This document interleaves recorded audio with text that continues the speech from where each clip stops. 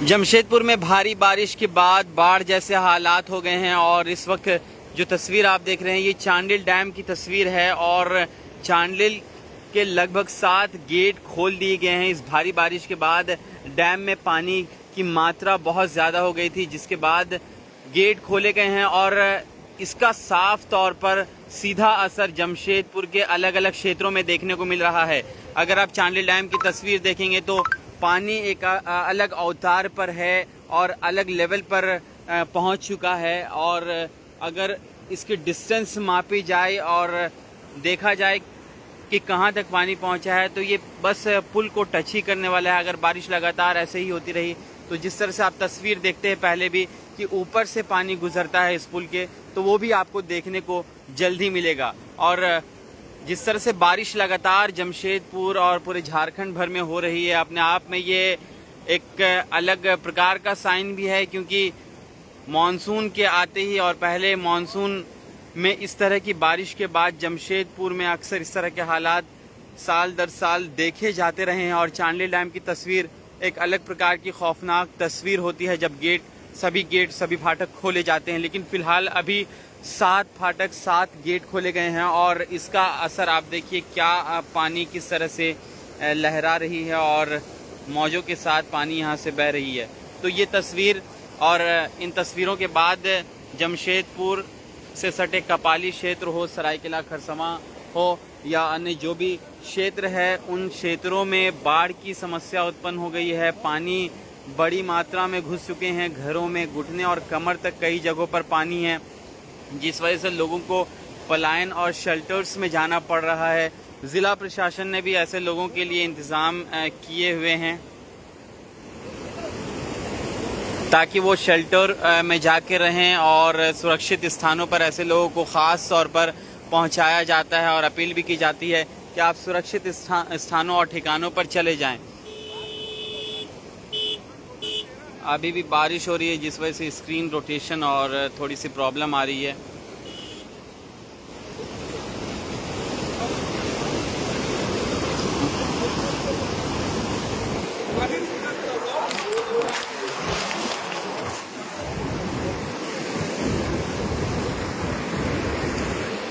तो ये चांडिल डैम की तस्वीर और इन तस्वीरों को देखकर वाकई में आपको भी घूमने का और देखने का मन कर रहा होगा, क्योंकि बहुत साल में ऐसे कम ही मौके आते हैं कि इस तरह की तस्वीर देखने को मिलती है।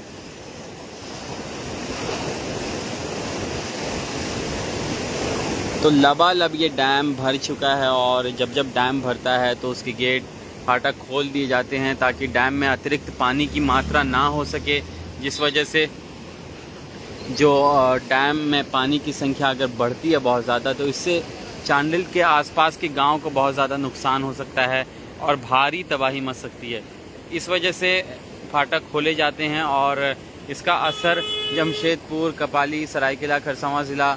और ऐसे कई सारे निचले इलाके हैं, नदी और तटीय इलाकों में रहने वाले लोगों को भुगतना पड़ता है। उनके घरों में पानी भी घुसता है। तो ज़िला प्रशासन का अल्टीमेटम भी ऐसे लोगों को मिला है कि आप सुरक्षित स्थानों पर भी चले जाएं और